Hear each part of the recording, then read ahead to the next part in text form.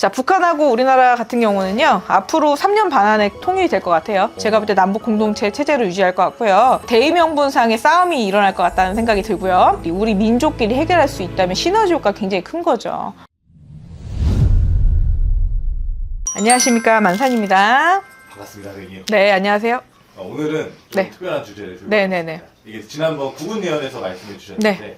아무래도 저희가 또 북한과 밀접한 관계가 있다 네네네. 보니까 이 북한과 우리나라의 그 관계가 네. 좀 앞으로는 좀 어떻게 보이실지 선생님께서 한번 말씀해 주세요. 글쎄, 우리나라하고 지금 북한 같은 경우는 솔직히 지금 거의 협력은 다 돼 있다고 보는 거예요. 뭐 체제라든가 아니면은 어느 정도 약속이나 기반이 돼 있겠지만 대외적으로 발표할 수 없다는 점, 그리고 우리나라에서 북한을 도와주고 있어도 비밀로 해야 된다는 점. 왜냐하면 우리나라는 뭐 지정학적으로도 그렇고 경제적으로 그렇고 뭐 정치적으로 그렇듯이 뭐 네 군데 뭐 러시아랑 미국이랑 뭐 일본이랑 중국 사이에 껴있기 때문에 외교 관계를 잘못해 버리면 강대국의 침입을 받을 수밖에 없는 상태예요. 약소국이기 때문에 북한 같은 경우는 그래도 외교 부분에서 좀 뛰어난 성과를 보이죠. 뭐 나라가 굉장히 가난한데도 불구하고 강경 대응을 할 수 있으니까요. 그게 정치적이고 외교적인 거거든요. 그런 부분을 봤을 때 조금 안타까운 면이 많지만 뭐 저 같은 경우 점수를 가기 때문에 그냥 제가 보는 기준에서만 말씀드리는 거니까 그냥 재밌게 들어주시면 좋겠네요. 일단은 그렇고요. 자, 북한하고 우리나라 같은 경우는요, 앞으로 3년 반 안에 통일이 될 것 같아요. 근데 통일이 뭐 꼭 그 바깥으로 봤을 때 뭔가 같이 일원화돼서 뭐 대한민국이다, 뭐 무슨 나라다 이렇게 통합되는 게 아니라 남북 공동체로 갈 것 같아요. 제가 볼 때 남북 공동체 체제를 유지할 것 같고요. 그러기 위해서 많은 뭔가 바깥으로 보여주는 이슈거리가 중요하겠죠. 대의명분이 필요할 거예요. 그래서 대의명분상의 싸움이 일어날 것 같다는 생각이 들고요.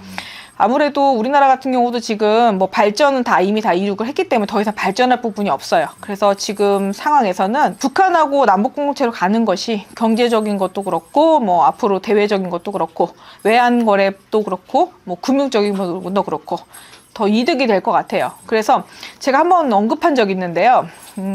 손님들한테는 얘기를 자주 하는 편이지만 뭐 이거는 어떻게 보면 공개적인 방송이기 때문에 뭐 파장이 있을까봐 좀 겁이 나기도 하는데 뭐 저 어차피 재미로 들으실 거잖아요. 그렇기 때문에 그냥 말씀드릴게요.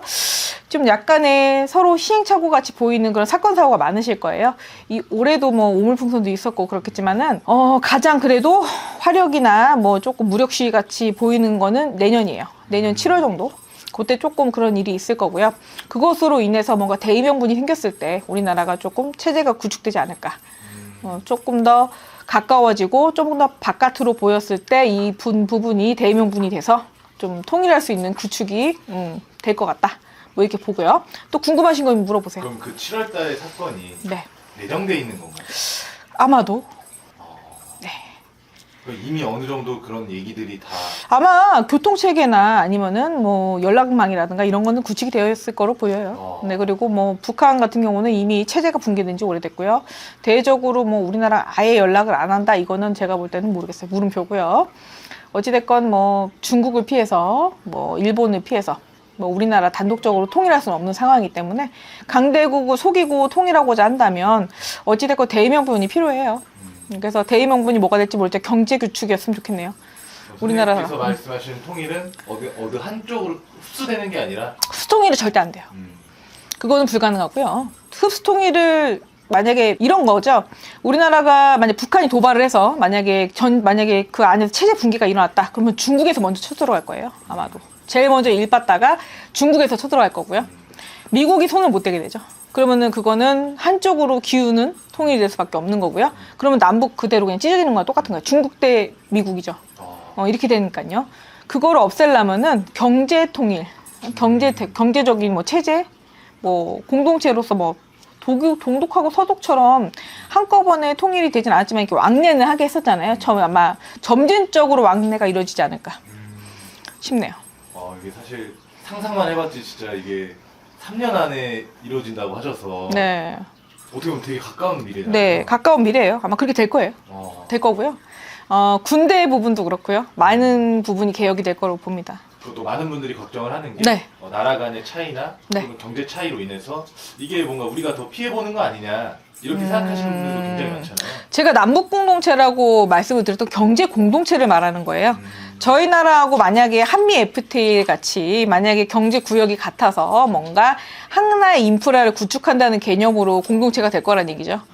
그래서 아마 그게 대의명분상의 가장 안전빵이 되지 않을까 싶네요. 네. 그러면 정말 통일이 이제 된다면 네. 가장 많이 바뀌는 게 어떤 게 있을까요? 가장 많이 바뀌는 거는 경제적으로 이제 뭐 우리나라가 이제 그런 게 있었죠. 조선족이 들어와서 모든 식당을 장악하고 있고요. 중국 인력이 들어와서 건설 현장을 다 먹어버렸죠. 뭐 그런 부분이 북한 분들이라든가 북한 주민들로 대체될 수 있죠. 자, 우리나라 같은 경우 경제 대국이긴 하지만 인건비 부분 때문에 그 노조가 형성되기도 하고요. 또 기업 간의 그 인프라 구축에서 약간의 충돌이 발생하기 때문에 그런 부분을 해결하려면은 뭐 인건비가 저렴한 뭐 그런 걸 뭐 사람을 뭐 수입한다고 하잖아요. 수입하는 것보다는 같은 민족이 운영을 한다면은 시너지 효과가 굉장히 크다고 보는 거죠. 그래서 옛날에 개성공단이 들어갔었는데 그게 너무 빨리 들어갔다고 보는 거죠. 제가 볼 때는 그 생각이 옳다고 봐요. 개성공단처럼 우리나라 이제 만약에 반도체 같은 경우 외국에서 생산하기보다는 국내에서 생산하는데 북한 쪽에서 생산할 수도 있겠죠. 저는 좀 궁금한 거는 네. 정말 그 통일한 것이 됐을 때 이게 긍정적으로 작용할지 또는 오히려- 긍정이 더 커요. 굉장히 더 크지만 우리가 기대치가 크겠죠.